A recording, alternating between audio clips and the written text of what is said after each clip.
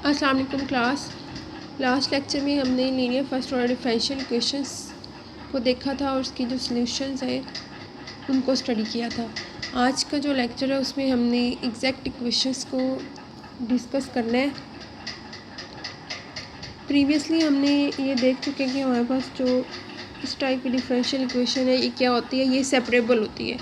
क्योंकि अगर आप इसको देखो तो आप इसको इसमें से जो सॉल्यूशन है वो इजीली इवैल्यूएट कर सकते हो। ये आपके पास y dx equal to negative x dy और भी ये एज अ रिजल्ट हमारे पास ये क्या बन जाता है, negative dy over y equal to negative x positive dx over x।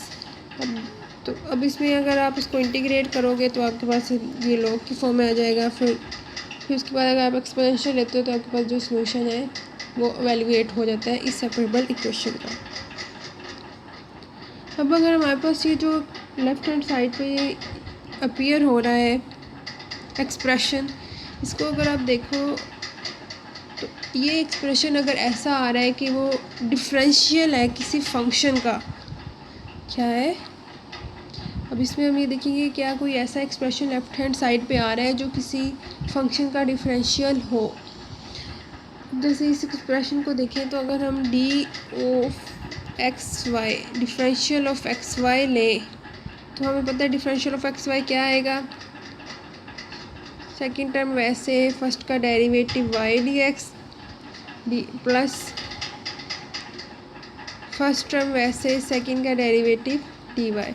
तो अब आपके पास ये जो एक्सप्रेशन आ रहा है ये किसी फंक्शन का डिफरेंशियल है, किस फंक्शन का, एक्स वाई का। इट मीन्स यहाँ पे एफ ऑफ एक्स वाई आपके पास है एक्स वाई।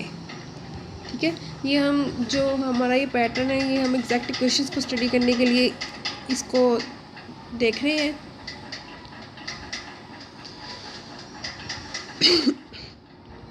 इट मीन अब इसमें जो हमने देखना है हमने यही जो इस तरह की जो फर्स्ट ऑर्डर डिफरेंशियल इक्वेशंस हैं इनको स्टडी करना है। अब अगर हम इसमें रिकॉग्नाइज करें तो हमारे पास जो M of x Y D X हम डिटरमाइन करेंगे, N of x Y D Y determine करेंगे। इस जो function F of x Y है उसके डिफरेंशियल के अंदर अब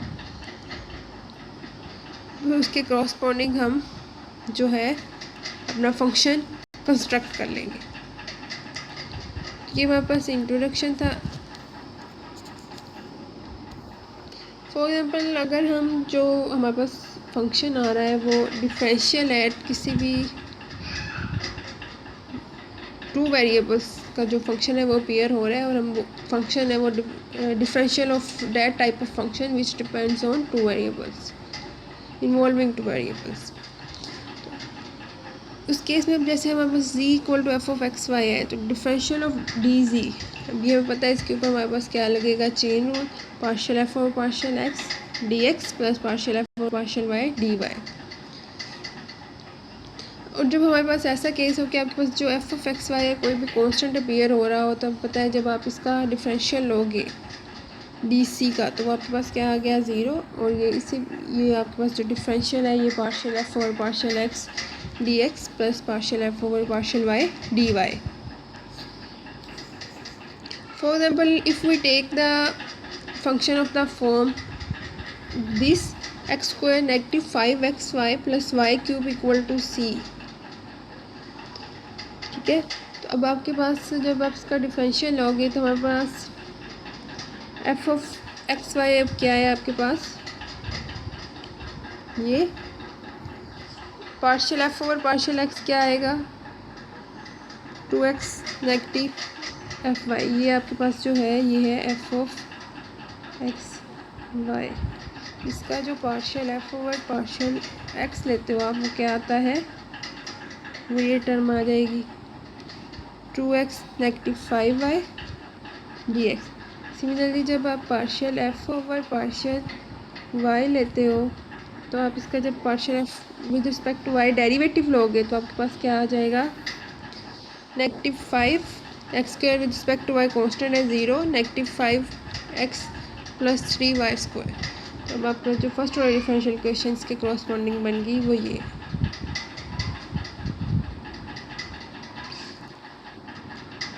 हमारे पास जो हर फर्स्ट ऑर्डर डिफरेंशियल इक्वेशन है वो हम उसको इस फॉर्म में जो है वो नहीं लिख सकते. Note every first order differential equation written in the differential form of this corresponding to the differential of function the.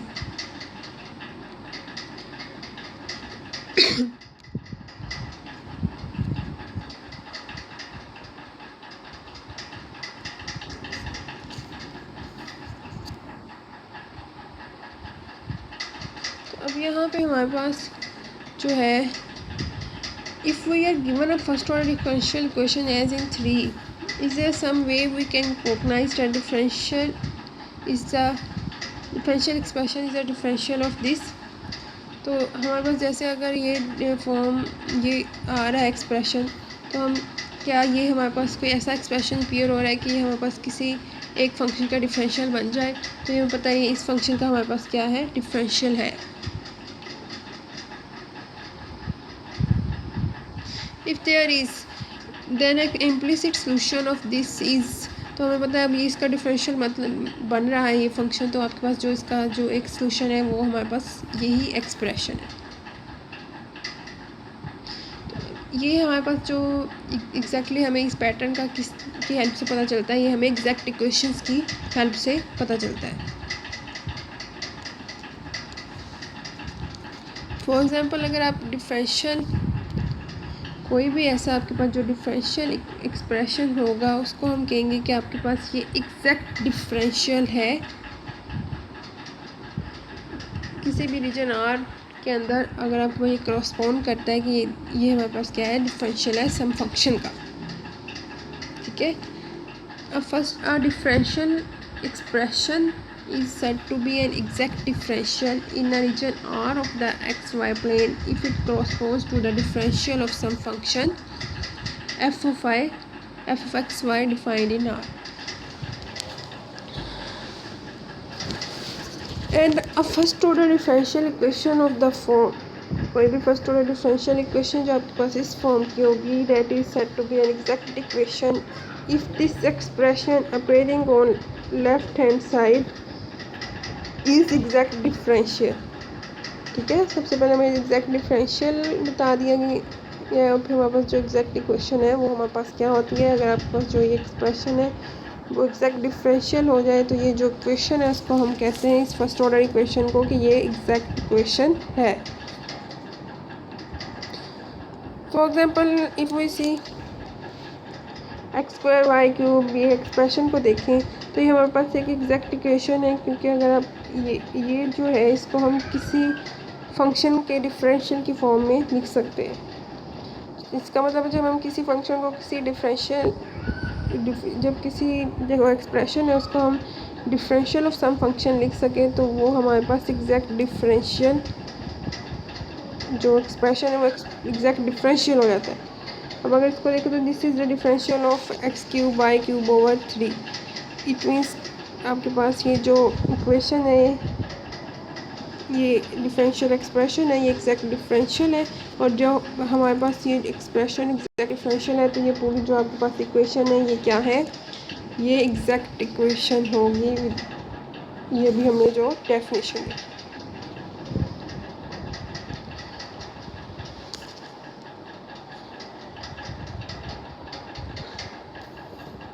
Next हमारे पास जो है क्राइटेरिया है किसी भी जो एक्सप्रेशन है कि वो हमारे पास कब एग्जैक्ट डिफरेंशियल होगा, और हमें जो इक्वेशन है उसके करस्पॉन्डिंग उसको कह देंगे कि ये हमारे पास एग्जैक्ट इक्वेशन है. उसके लिए हमारे पास क्राइटेरिया ये कि अगर आपके पास जो m(x) और n(xy) अपीयर हो रहे हो वो कंटिन्यूस हो और उनके फर्स्ट ऑर्डर पार्शियल जो डेरिवेटिव्स हैं वो भी कंटिन्यूस हो, तो आपके पास ये नेसेसरी सफिशिएंट कंडीशन है कि आपके पास ये जो एक्सप्रेशन है ये एग्जैक्ट डिफरेंशियल है कब, जब आपके पास ये इक्वेशन होल्ड करती है.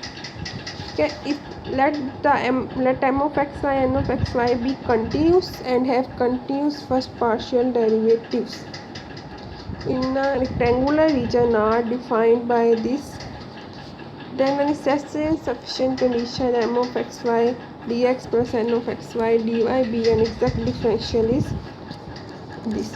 ये नेसेसरी सफिशिएंट कंडीशन का मतलब आपके पास ये है कि आपके पास ये एक्सप्रेशन अगर एग्जैक्ट डिफरेंशियल है तो इट मीन्स आपके पास ये इक्वालिटी होल्ड करती है। ये अब एक तरफ से जब दूसरा, अगर आपके पास ये इक्वालिटी होल्ड करती है तो आपके पास लास्ट में ये एक्सप्रेशन एग्जैक्ट डिफरेंशियल हो। ये हमारे पास जो थी ये क्राइटेरिया था हमारे पास एग्जैक्ट डिफरेंशियल का।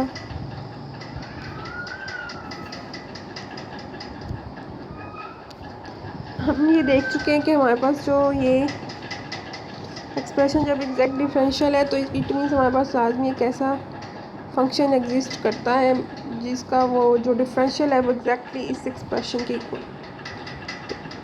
M of x Y D x plus N of x Y D Y किसके इक्वल हमने आगे देखा, partial F over partial x D x plus partial F over partial Y D Y. अगर इनको हम compare करें इस इक्वेशन को तो हमें पता है एम ऑफ एक्स वाई क्या है, partial F over partial X, N of x Y partial F over partial Y. अगर हम इसका विद रिस्पेक्ट टू नो, अब आपने क्या करना है, इसका with respect to Y derivative ले लेना है। तो आपके पास जो है ये एक्सप्रेशन बन जाएगा partial M over partial Y, ये with respect to Y derivative partial over partial Y partial F over partial x.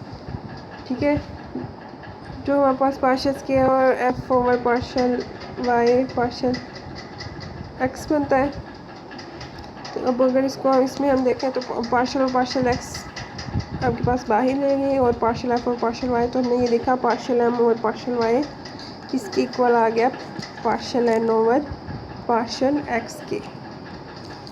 यही जब हमारे पास इक्वेशन डिफरेंशियल एग्जैक्ट थी तो हमारे पास ये एक्सप्रेशन होल्ड कर गए। तो यही हमारे पास ये जो थ्योरम था वो यही बता रहा है। नेक्स्ट हमारे पास जो अगर इस टाइप की इक्वेशन दी गई हो जो डिफरेंशियल हो, इसका अगर हमने जो सॉल्यूशन है वो फाइंड आउट करना हो तो वो हम किस पैटर्न से फाइंड आउट कर सकते हैं। Given an equation in a differential form this. सबसे पहले हम ये देखेंगे क्या वो जो एक्सप्रेशन है वो एग्जैक्ट डिफरेंशियल है, मीन्स वो जो इक्वेशन है वो एग्जैक्ट इक्वेशन है। डिटरमाइन फॉर दिस, इसके लिए हमने जो क्राइटेरिया अभी देखा कि आपके पास जो partial M over partial Y है वो इक्वल होगा partial M over partial X के।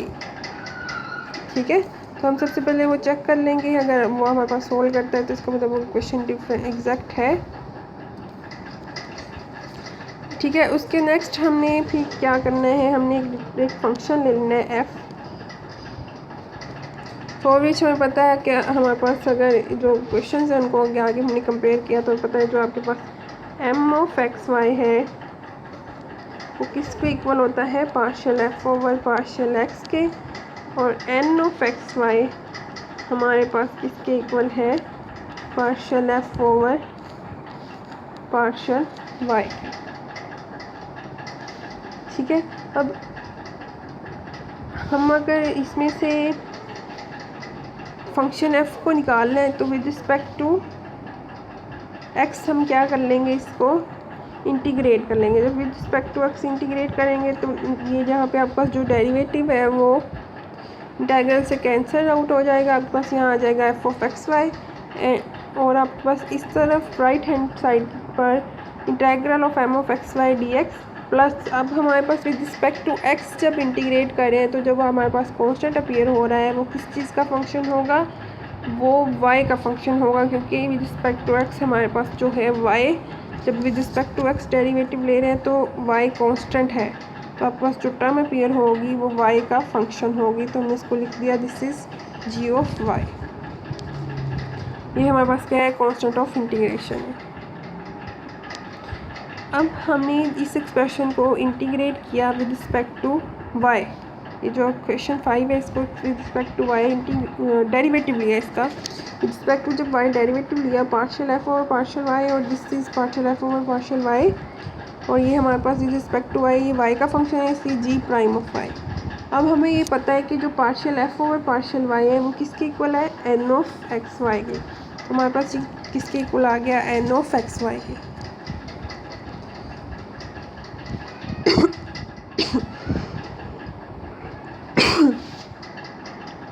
अब अगर हम इस इक्वेशन को देखें, ठीक है, अब अगर हम इस इक्वेशन को देखें तो हमारे पास जी प्राइम ऑफ वाई किसके इक्वल आ जाएगा, यहाँ से जी प्राइम ऑफ वाई अलहदा किया तो आपके पास N of x Y negative of this term, ये आपके पास टर्म आए। अब इससे जो ये इक्वेशन 6 है इसको इंटीग्रेट किया हमने किस विद रिस्पेक्ट टू वाई, जो हमने इसको with respect to y integrate किया तो हमारे पास ये जो फंक्शन है जी ऑफ वाई, ठीक है, वो हमारे पास एक जो उसकी वैल्यू है with respect to y integrate करने से हमारे पास जो जी ऑफ वाई है उसकी एक वैल्यू आ जाएगी। जो जी ऑफ वाई हमारे पास आता है इसको हम सब्स्टिट्यूट करते हैं इस इक्वेशन 5 के अंदर, तो हमारे पास क्या आ गया, एफ ऑफ एक्स आ गया, सोल्यूशन आ गया इस इक्वेशन का। ठीक है, हमने इसमें यही देखा था कि हमारे पास इस टाइप की जब डिफरेंशियल इक्वेशन हो तो हमने उसका जो सोल्यूशन है उसको कैसे उसके साथ रिलेट करके फाइंड आउट करना है। तो ये इसका एक पैटर्न था।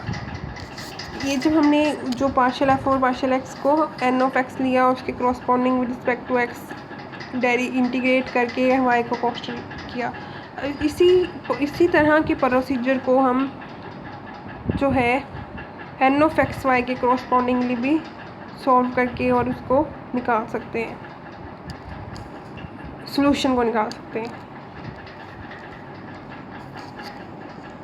ठीक है, ये सिमिलरली नीचे बताया गया कि अगर हम यही काम जो है एन ऑफ एक्स के लिए एन ऑफ एक्स वाई को लेके करते हैं पार्शियल एफ ऑफ वाई, तो एफ ऑफ एक्स वाई हमारे पास इस तरह का आ जाता है जिसमें जो कांस्टेंट अपीयर हो रहा है वो हमारे पास जो फंक्शन है कांस्टेंट ऑफ इंटीग्रेशन वो एक्स का होगा। तो सिमिलरली इसी पैटर्न को फॉलो करते हुए हम दोबारा इसको एवेल्यूएट कर सकते हैं।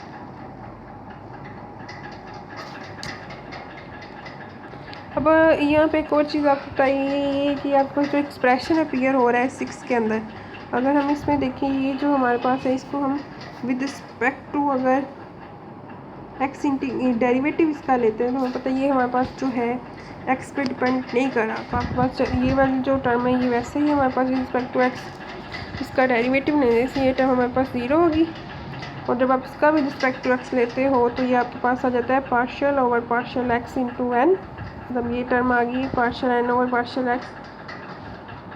इसका with respect to x derivative लिया तो हमें बताएगा आपके पास पार्शियल ओवर पार्शियल एक्स। अब ये जो है वाई पे एक्स पे डिपेंड नहीं कर रहा तो आपके पास पार्शियल और पार्शियल एक्स को अंदर लेंगे,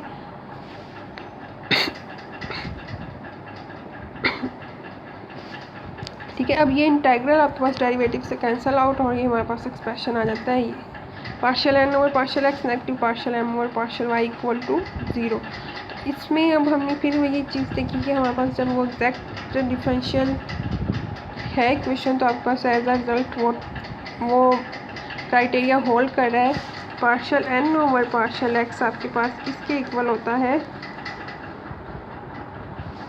partial M over partial Y, ठीक है।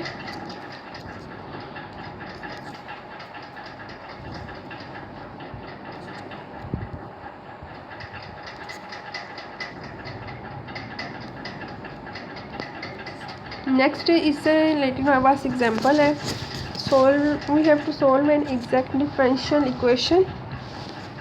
इसमें हमने एफ ऑफ एक्स वाई है जो हमारे पास इसके कॉरस्पॉन्डिंग हम एक फंक्शन फाइंड आउट कर सकते हैं, उसको एसोसिएट करके हमने ये जो सोल्यूशन है उसको निकालना है। सॉल्व दिस डिफरेंशियल इक्वेशन से M of x Y is 2xy, N of x y हमारे पास यहाँ पे क्या आ जाता है, इसको अगर ये जो डिफरेंशियल इक्वेशन है इसको क्या करें, सबसे पहले कंपेयर करें किसके साथ, M of x Y D x plus N of x Y D y equal to 0। तो यहाँ पे हमने देखा एम ऑफ एक्स वाई हमारे पास क्या आ गया, फिर 2x कंपेयर किया इसको 2xy N x y x square negative 1।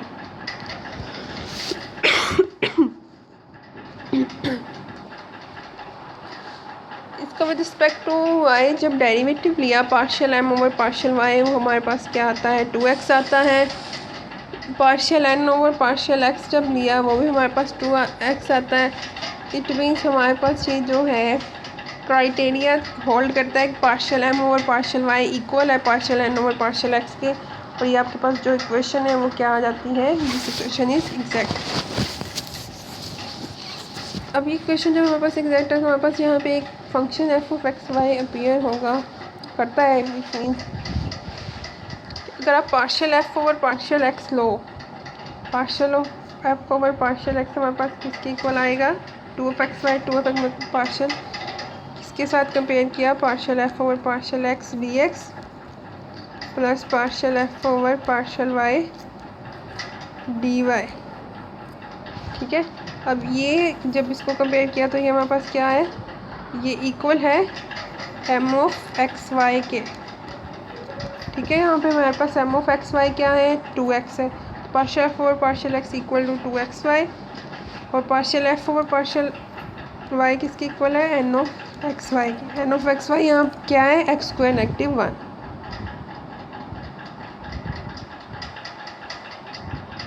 अगर हम इसको जो है इंटीग्रेट कर लें विद रिस्पेक्ट टू एक्स, जब आप इस क्वेश्चन को इंटीग्रेट करते हो तो हमारे पास ये क्या आ जाता है f of x y x, ये साइड पे आपके पास डेरिवेटिव इंटीग्रल से कैंसिल आउट, और ये आपके पास आ गया 2x स्क्वायर ओवर 2y, और ये constant of integration g of y आ गया साथ। ये जो हमने आगे प्रोसीजर देखा उसी को फॉलो करते हुए हमने एफ ऑफ एक्स वाई निकालना। इसका जो हमने with respect to y derivative लिया तो आपके पास ये जो टर्म आ गई X square plus ji prime of Y. अब इसमें जो हमें पता है जी F partial F over partial Y क्या है एन ऑफ एक्स वाई है, एन ऑफ एक्स वाई क्या है एक्स स्क्वायर नेगेटिव 1 है, तो ये जो इक्वेशन है इसको इक्वल रख लिया x square plus ji prime of y को एक्स स्क्वायर नेगेटिव 1 के। बस ये g prime of Y equal आ गया,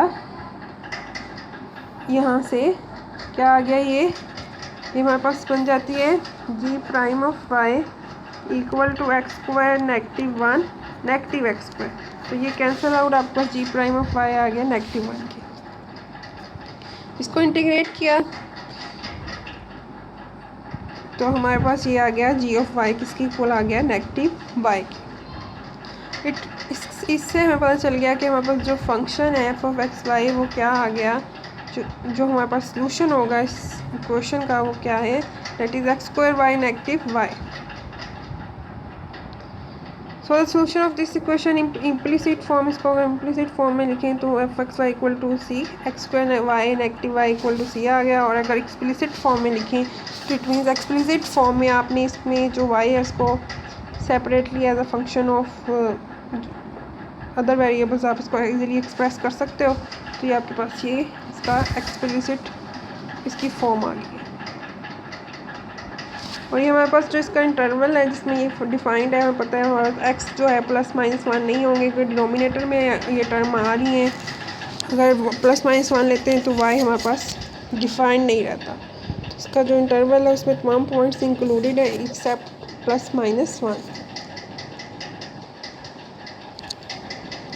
सिमिलरली इसी पैटर्न पे आपके पास जो एग्जांपल 2 है, एग्जांपल जो 3 है वो भी इसी पैटर्न पे, इसमें डिफरेंस बस ये होगा कि आपके पास जो अब constant F of x Y is equal to some constant C आ रहा होगा, क्योंकि अब ये इनिशियल वैल्यू प्रॉब्लम है तो इसके करस्पॉन्डिंग अब हमारे पास उस कांस्टेंट की वैल्यू एवेल्यूएट हो जाएगी और आपके पास जो सॉल्यूशन है उसकी फॉर्म आ जाएगी। तो ये हमारे पास जो सॉल्यूशन है इसमें इस टाइप का आ जाएगा। नेक्स्ट हमारे पास अब ये हमने जो केस देखा ये तब था कि अगर आप वो जो डिफरेंशियल इक्वेशन दी गई है वो हमारे पास एग्जैक्ट हो। बहुत का आपके पास ऐसे होगा कि जब वो आप जो डिफरेंशियल इक्वेशन है उसको देखो तो आपके पास वो एग्जैक्ट नहीं होगी, जब आपके पास वो नॉन एग्जैक्ट होगी तो उसके लिए आपने जो इस प्रोसीजर को फॉलो करना है। इस प्रोसीजर को आप लोगों ने खुद अच्छे से देख लेना है। ये पीछे जो आपने इंटीग्रेटिंग फैक्टर से रिलेटेड हमने टॉपिक पढ़ा था ये एग्जैक्टली उसी पैटर्न पे इसको ये सारा एक्सप्लेन किया गया है। अगर फिर भी आप लोगों को इसमें कोई इशू होता है तो उसको डिस्कस कर लेते हैं, ठीक है। फिर अगर इसको डिस्कस कर लेंगे, अगर आपको इसमें कोई समझ नहीं आती किसी पॉइंट की, लेकिन ये है उसी पैटर्न पे इंटीग्रेटिंग फैक्टर फाइंड आउट कर लोगे। फिर उसके करस्पॉन्डिंग हम यहाँ पे ये एक्सपोज कर लेते हैं कि जो हम म्यू ले रहे हैं वो एज अ फंक्शन है वन वेरिएबल का। तो पहले उसको आप एक वेरिएबल एक्स पे डिपेंड करवाओगे, बाद में वाई पे डिपेंड करवाओगे, तो आपके पास जो है ये दो एक्सप्रेशन बन जाएंगे। इसको जब इंटीग्रेट करते हो तो हमारे पास जो है वो म्यू जो है वो अपीयर हो जाता है। ये कब अगर आपके पास as a function of X हो ये एक्सप्रेशन, तब इंटीग्रेटिंग फैक्टर ये आ जाएगा, दूसरे केस में ये आ जाएगा। तो ये हमारे पास एक प्रोसीजर है कि किस तरह हम एक नॉन एग्जैक्ट डिफरेंशियल इक्वेशन को एग्जैक्ट बना के और फिर जो है उसको सॉल्व कर सकते हैं। क्योंकि पहले जो हमने एग्जैक्ट डिफरेंशियल इक्वेशन देखी वो हमारे पास थी जो एग्जैक्ट थी, और ये अब हमारे पास है जब इक्वेशन हमारे पास नॉन एग्जैक्ट हो। तो इससे रिलेटेड हमारे पास एग्जांपल भी है, non exact differential equation made exact. तो ये उसी जो प्रोसीजर ऊपर वाला इसको फॉलो करते हुए हमने इसको एग्जैक्ट बनाने हैं। सबसे पहले इसको चेक करेंगे कि एग्जैक्ट है या नहीं। तो अब देखा कि इक्वेशन हमारे पास एग्जैक्ट नहीं थी, तो इसमें से एन और एक्स को आइडेंटिफाई करके हमने ये जो एक्सप्रेशन है इसको निकाल लिया,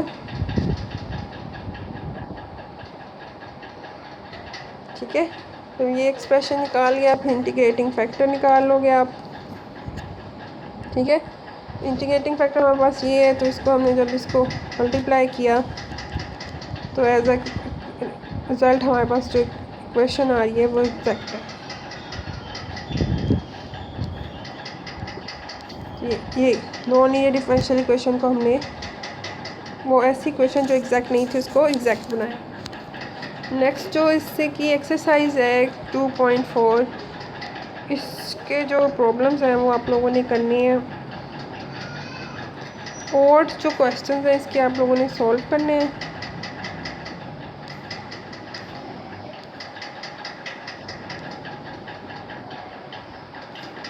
फोर्टी 4 तक आपके जो क्वेश्चंस हैं वो करने हैं, फर्स्ट से लेके ये फर्स्ट टू 20 जो क्वेश्चंस हैं इसमें से आप लोग कुछ क्वेश्चंस कर लेना कि आपकी जो प्रैक्टिस है वो हो जाएगी। जब आपके पास जो क्वेश्चन है उसको इसमें आइडेंटिफाई करना है सिंपल के वो एग्जैक्ट हो। बाकी ये जो डिस्कशन प्रॉब्लम्स हैं इसमें भी आपने जो ऑड प्रॉब्लम्स करनी है, तो ये आपके पास जो है 22 इसके क्वेश्चंस बनेंगे, और ये तमाम जो ऑड है इनको आप लोगों ने कर लेना है। नेक्स्ट जो इनसे रिलेटेड या टॉपिक से रिलेटेड कोई भी क्वेश्चन होता है तो आपका जो लेक्चर टाइम है आप उसके अंदर जो है ग्रुप में वो क्वेश्चंस कर सकते हैं।